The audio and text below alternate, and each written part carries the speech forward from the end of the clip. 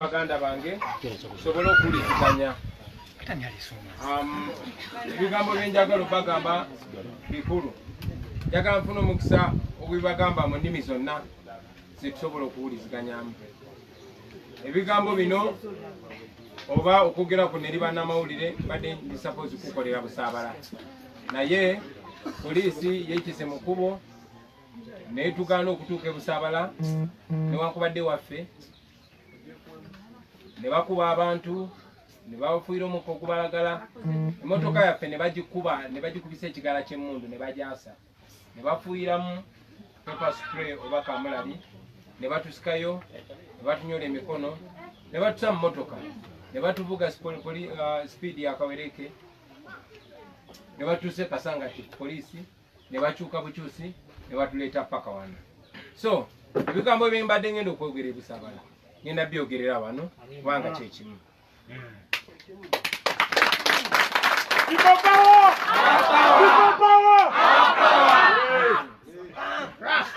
For those that understand English, ladies and gentlemen, we welcome you here in Magere.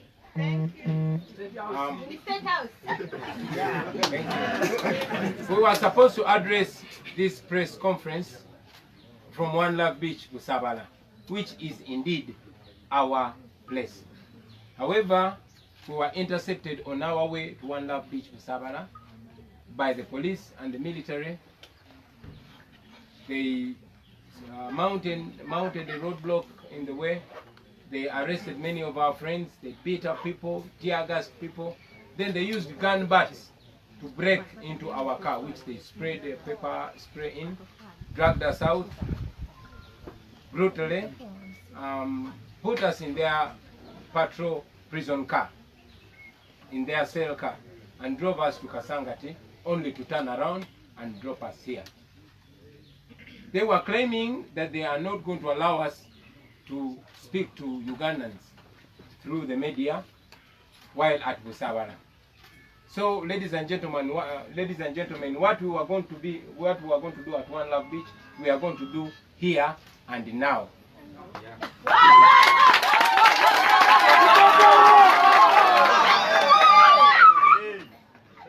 Oluvannyuma lwa byonna byonna bye bazze batukola si ffe ffekka naye ne bannayuganda abalala, twabalangiridde tetugenda babuulira ekiddako.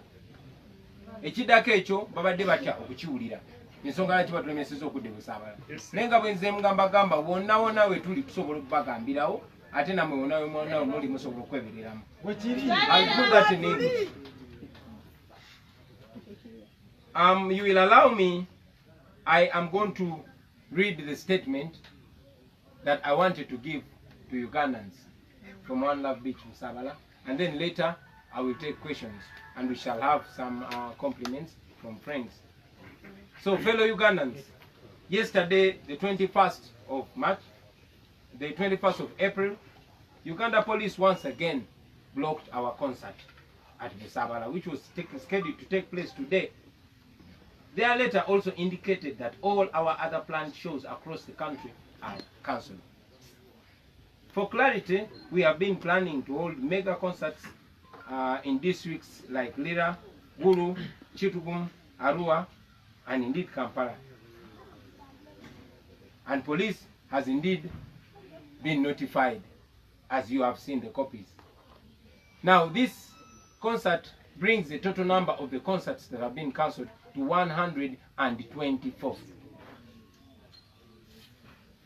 Of course, every citizen of Uganda knows that Museveni simply does not like what I sing. President Museveni is ordering the police to block my concerts because he does not like what I sing. He wanted me to be like some other artists, to be singing his praises. And when I refused, he resolved that he will not allow me to perform anywhere in Uganda. And being the coward that he is, his government has even proposed to bring regulations on artists to block me from even performing from outside the country without his or his government's clearance. Now, let me remind the nation that we have so far taken the legal steps. We started by filing a case in 2007 2017 October, when they blocked our shows.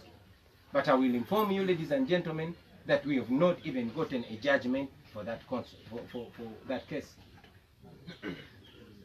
We petitioned the Uganda Human Rights Commission, and we did not get a hearing.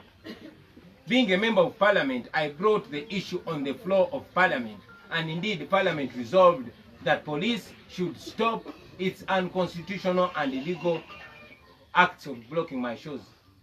Again, police and its sister security agencies disrespected the ruling of Parliament. Now, I want to remind you, ladies and gentlemen, that it is not only our music shows that have been illegally blocked on several occasions. Police has been moving to stop other free Ugandans from exercising their freedoms. Apart from stopping myself from attending public gatherings, a church was recently tear-gassed because I was there. And indeed, all other comrades cannot freely express themselves or freely assemble. You have seen the police disrupted the FDC events.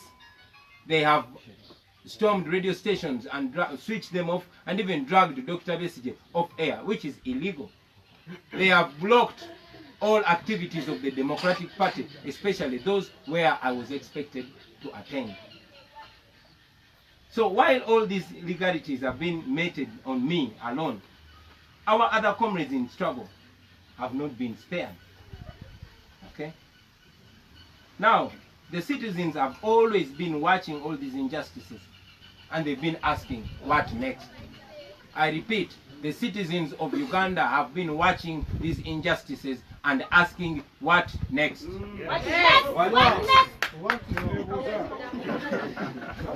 As I have always been trying to explain, that we have resorted to all lawful avenues to deal with these illegalities, but without success. So we have now decided to resort to another lawful avenue, and that is to protest against these injustices. These injustices are being melted against on us by the Uganda Police Force. We are invoking Article 29 of the Constitution, which guarantees every citizen the right to assemble and demonstrate. We are going to do this peacefully and unarmed. And yes, I am serious. Yes. We are going to demonstrate peacefully and unarmed. Yes.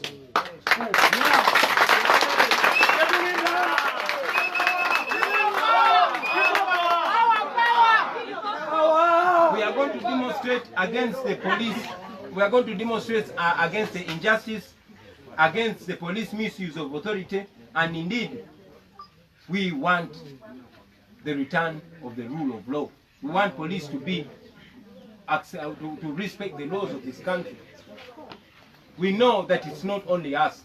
Our brothers and sisters, the Muslims, they've faced so much injustice, and even when they planned to have a public prayer, they were blocked without any reason. We want to call upon all those, I repeat, we want to call upon all those that have been victims of police brutality, injustice, and misuse of authority, as well as other well-meaning Ugandans, to demonstrate peacefully against all these illegalities. We have written to the Uganda police informing them of our intention to protest. And yes, we have written to the police informing them of our intention to protest against the police. For clarity, we are protesting against the few people at the top leadership of the police who are misusing the law and who are acting ultra-vires. Nyende maso? Sure. So as required by law, we have written to the police. And I'm personally going to take that letter to the police. I will use public means, or I will even walk there. When? I am taking that letter to the police tomorrow.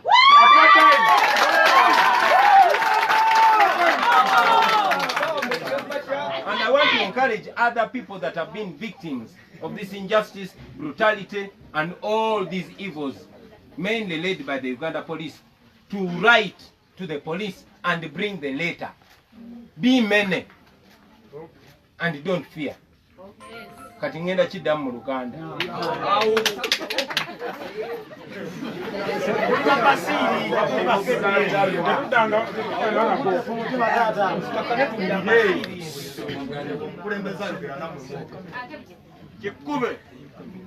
Basebo ne banyabo bebaza okujja ne mbeera naffe nga twogerako eri bannamawulire. Nga bwe maze obategeeza nti olukuŋŋaana lwa bannamawulire lubadde lulina kubeera Busaabala. Naye tubadde tugenda e Busaabala, poliisi netugaana okugendayo.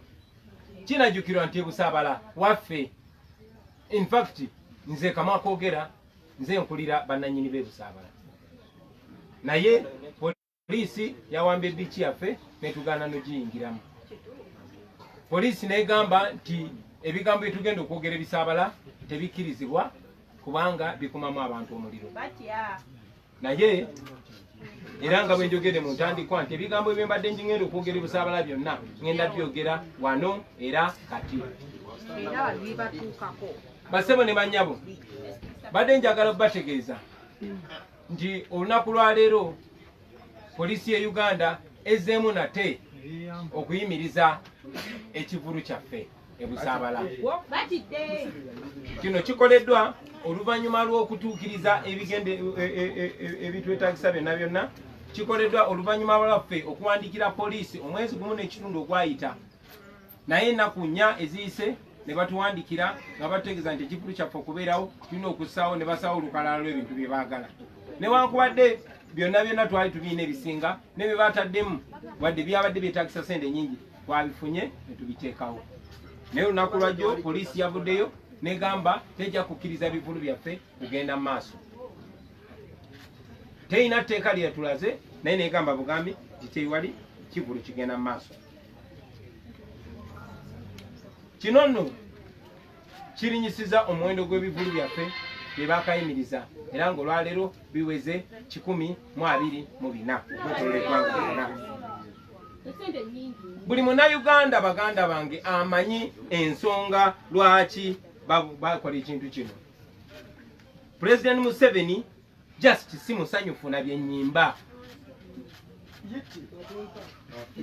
Byennyimba tabyagala.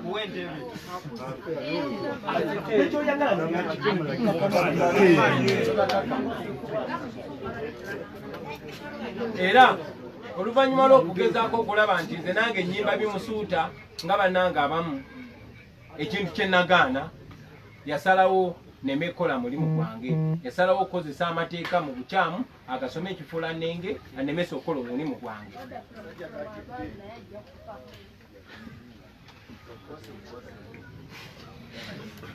Ngende maaso bataala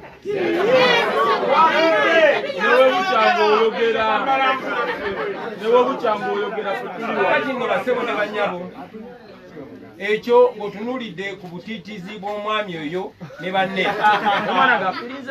babadde bagezaako oba bali mu nteekateeka ereeta amateeka aganemesa si okuyimbira obuyimbizi wano naye n'aganemesa n'okuyimbira ebweru w'eggwanga nga si basabye lukusa.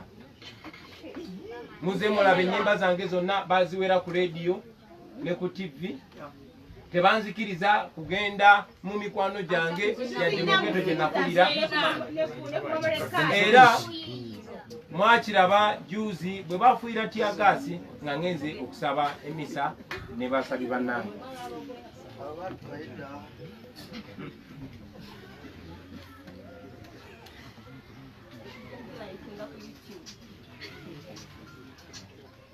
Buli we musirika nga nange ngenda maaso. Njagala nzijukize eggwanga nti nga bwe tuyimiridde tuyise mu buli mutendera ogukkirizibwa amateeka, kubanga tufubye nnyo okugoberera amateeka. Tuwandikidde poliisi bwe yetaatuddamu ne tugenda mu kooti. Mujjukira nti bwe basooka okuyimiriza ebivulu byaffe mu 2017 twaddukira ne twekubira endulu mu kooti, naye kooti tenaba na kusalawo ku nsonga eyo. Ne tugenda mu kitongole kya Uganda Human Rights Commission ne twekubira enduulu n'ensonga yaffe tennawulirwa. Bwe ndi mubaka wa Parliament ensonga eyo nengireeta mu lukiiko lw'eggwanga olukulu lwa Parliament era Parliament n'esalawo nga mwenna bwe mwalaba n'eragira poliisi erekeraawo okumenya amateeka ng'eŋŋaana okukola omulimu gwange. Ne kikirizibwako naye era bwe twafuluma mu Parliament poliisi n'eziimuula ekiragiro kya Parliament. Ng'oggyeko nze ne bannange ebikolwa ebibadde bitukolebwako kinajjukirwa nti bannaffe bangi nnyo baadde bakolebwako ebikolwa bwe biti. Bannaffe abasiraamu oluvannyuma lw'okutulugunyizibwa n'okuliisibwa akakanja baayagala jasi baveeyo basabe nga bali wamu mu kifo eky'olukale balage obutali bumativu, naye era mwajjukira poliisi yabagaana. Baganda baffe aba FDC tebasobola wadde kibiina kiwandiise tebakkirizibwa kukola mirimu gyabwe. Muzenga mulabanga bwe bakwata Dr. Besigye ne bamugana okusinkana abantu be ne bayingira ne mu rediyo ne bajjako zi rediyo ne bamuwalabula ne bamufulumya mu rediyo.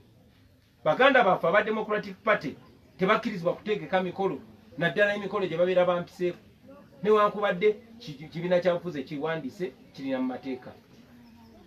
Bannayuganda bangi nnyo baze balaba obuzibu. Nammwe kennyini bannamawulire baganda bange muze mulaba poliisi n'ebitongole bikuumaddembe nga bikwata bannamawulire ne bibakuba. N'olwaleero lwennyini ndabye munnamawulire omu gwe bayita Sematimba Bwegiri nga bamutulugunya. Kati ebyo n'ebirala baganda bange tugezezzaako nnyo okuyita mu nkola zonna ezikkirizibwa amateeka ate ez'eddembe ne bigaana. N'olw'ensonga eyo bannayuganda ekibuuzo kye baadde nga babuuza nga buli kimu ekibaawo ne tutabaako ne kyetukola baadde babuuza nti kati ki ekiddako.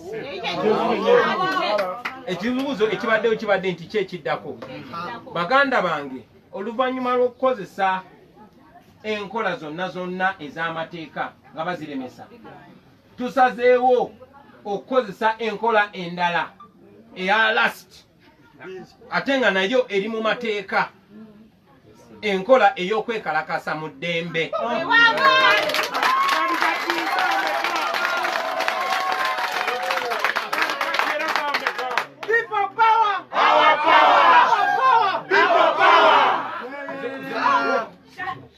Nze ng'omuntu nga bwe nzire ngamba abantu nti beebereremu nange mpandikidde Uganda Police nenjitegeeza nti okusinziira ku nnyingo eya 29 akawaayiro akasooka akatundutundu ba ebya ssemateeka atuvuga kati buli munnayuganda alina eddembe okwekalakaasa oba okulaga obutali mumativu mu ddembe. Era tugenda kikola kino nze ne bannange nga tuyita mu mateeka. Mpandikidde poliisi ebbaluwa ebategeeza kuba etteeka litulagira okutegeeza poliisi so si okubasaba olukusa, no, olulukusa njagala buli omu ajjukire nti aluyina. Wabula tuwandikidde poliisi nga tugitegeeza titugenda kulaga obutali mumativu mu ddembe nga titulina byakulwanyisa nga tituli bakozi bafujjo naye nga tubalaga tituli bamativu. Era ebbaluwa eyo ngenda kwate kubo nze kennyini njitwale ku kitebe kya poliisi olunaku lw'enkya ku makya. Mwena mukimanyi nti abapoliisi nze bampambako emmotoka zange zombi. Siina mmotoka gye ntambuza. Ate n'omulimu ogubadde gunyamba okufuna okupangisa booda oba okufuna amafuta nago bagulinyeemu. So nkyasigazzaamu ezirinnya takisi. So nja kukozesa entambula ey'olukale nga ngenda okutwala ebbaluwa eyo oba nnyinza n'okutambuza ebigere.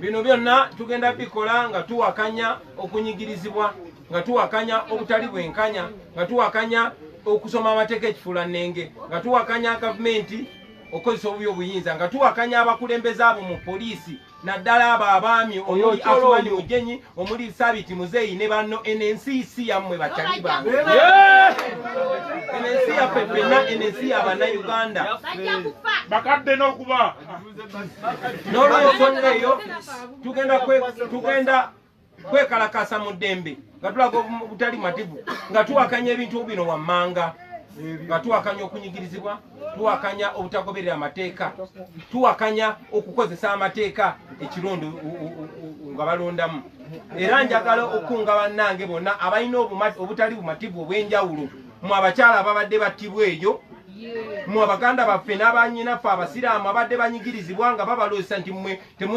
temutuuka kutuluba ya muntu mulala mwe baganda baffe abali mu bibiina ebyenjawulo bebagambe bakozesako bubi amateeka naddala etteeka lye bayita Public Order Management Act.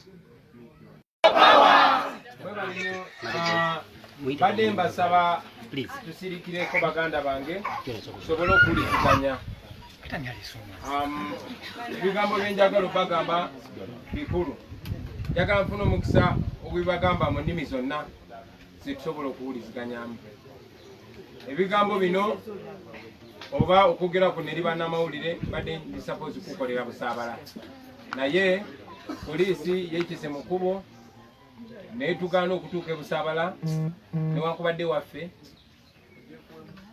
ne bakuba abantu ne bafuira omukka okubalagala emmotoka yaffe ne bagikuba ne bagikubisa ekigala ky'emmundu ne bagyasa ne bafuiramu pepper spray oba kamulali ne batusikayo ne batunyola emikono ne batusa mu mmotoka ne batuvuga speed ya kawereke ne batuuse Kasangati poliisi ne bakyuka bukyusi ne batuleeta paka wano. So ebigambo bye mbadde ngenda okwogera ebusaabala ngenda byogerera wano kubanga kyekimu.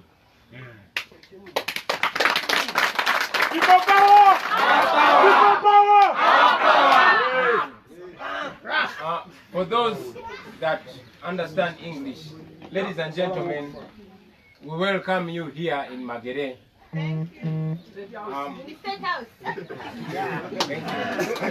We were supposed to address this press conference from One Love Beach, Busabala, which is indeed our place. However, we were intercepted on our way to One Love Beach, Busabala, by the police and the military.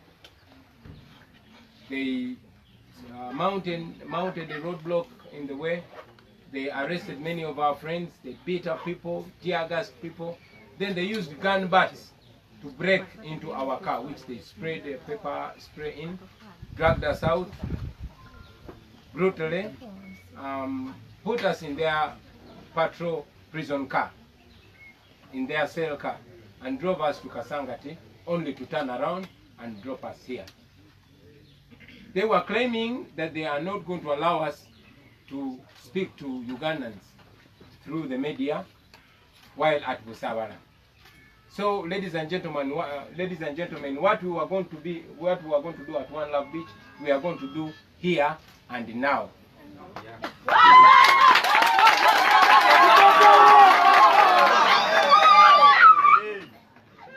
Oluvannyuma lwa byonna bye batukola si ffeffe naye ne bannayuganda abalala twabalangiridde tetugenda babuulira ekiddako ekyo babadde batya okukiwulira ensonga lwaki batulemeseza okudde Busaabala naye nga bwenze mugambagamba wonna we tuli tusobola okubagambirawo ate namwe wonna muli musobola okwebereramu.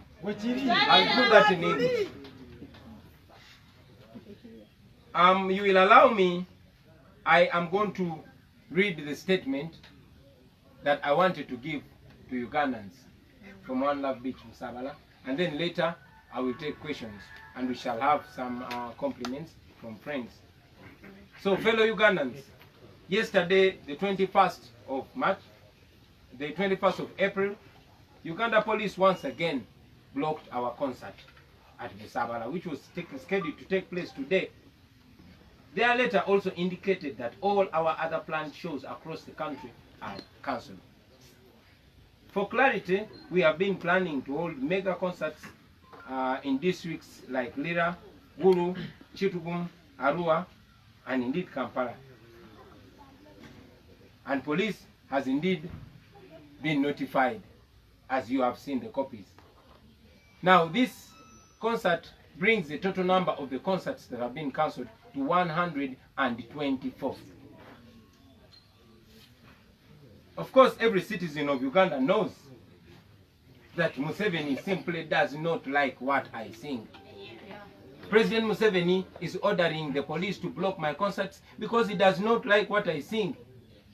He wanted me to be like some other artists, to be singing his praises. And when I refused, he resolved that he will not allow me to perform anywhere in Uganda. And being the coward that he is, his government has even proposed to bring regulations on artists to block me from even performing from outside the country without his or his government's clearance. Now, let me remind the nation that we have so far taken the legal steps. We started by filing a case in 2017 October, when they blocked our shows. But I will inform you, ladies and gentlemen, that we have not even gotten a judgment for that that case. We petitioned the Uganda Human Rights Commission, and we did not get a hearing. Being a member of Parliament, I brought the issue on the floor of Parliament, and indeed the Parliament resolved that police should stop its unconstitutional and illegal acts of blocking my shows. Again, police and its sister security agencies disrespected the ruling of Parliament. Now, I want to remind you, ladies and gentlemen, that it is not only our music shows that have been illegally blocked on several occasions. Police has been moving to stop other free Ugandans from exercising their freedoms. Apart from stopping myself from attending public gatherings, a church was recently tear-gassed because I was there. And indeed, all other comrades cannot freely express themselves or freely assemble. You have seen the police disrupted the FDC events.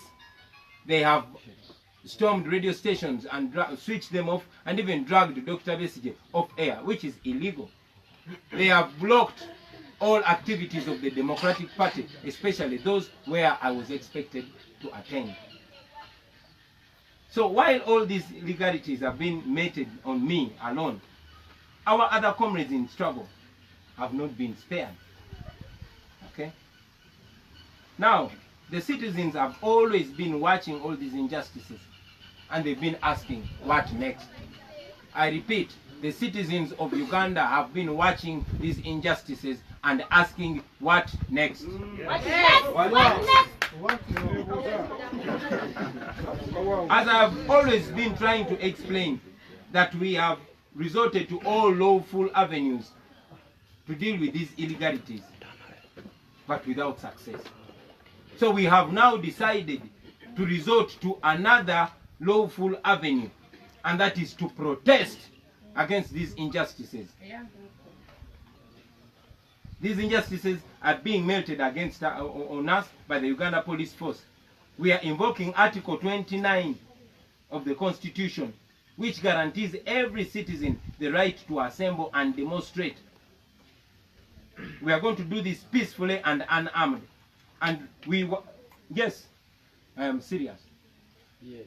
We are going to demonstrate peacefully and unarmed. We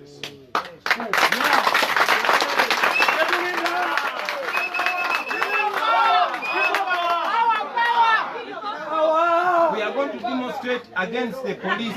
We are going to demonstrate against the injustice, against the police misuse of authority, and indeed, we want the return of the rule of law.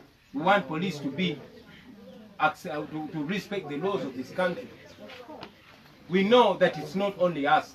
Our brothers and sisters, the Muslims, they've faced so much injustice, and even when they planned to have a public prayer, they were blocked without any reason.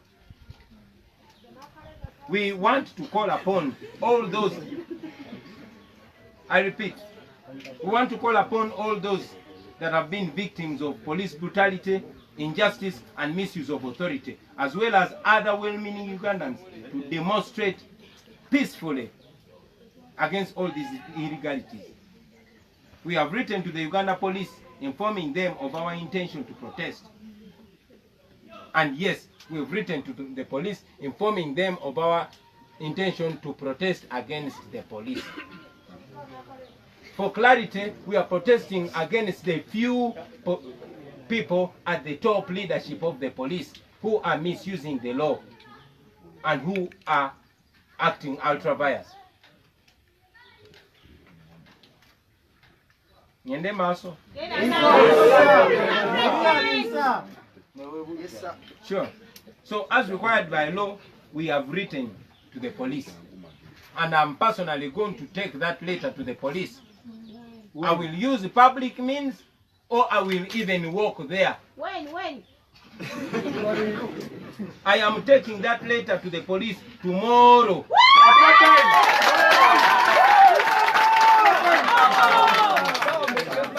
And I want to encourage other people that have been victims of this injustice, brutality, and all these evils, mainly led by the Uganda police, to write to the police and bring the letter. Be many and don't fear. Kati ngenda chiddamu mu Luganda.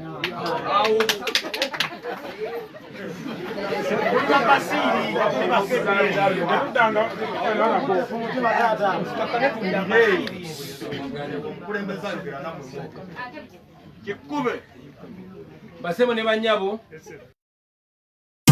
Tulikamia simanyakaya ntenoli danza wogana kunonya jiwa kukumira nenda kunyisa mapenzi na kusima Obanga bakuza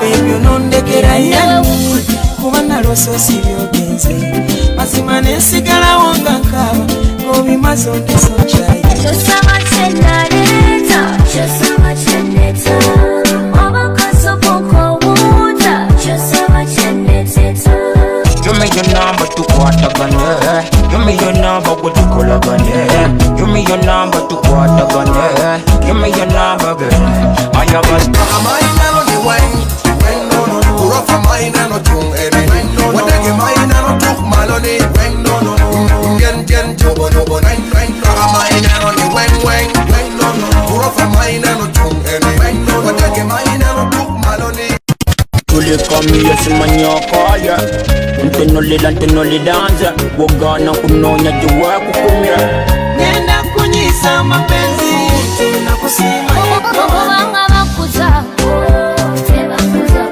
baby unondekera ya kubana loso sibyogenze mazima nesigala wonga nkaba ngobi mazonde sochai Chosama chenareta Chosama cheneta Obakaso poko wuta Chosama cheneteta Give me your number to kwatagane Give me your number with the kolagane Give me your number to kwatagane Give me your number girl I have a Amaina no the wine no no Puro for mine no chung ene What I get mine no tuk malone no no Gen jobo jobo nine Amaina no the wine no no Puro for mine no chung ene What I get mine no tuk malone tulikamia simanyakaya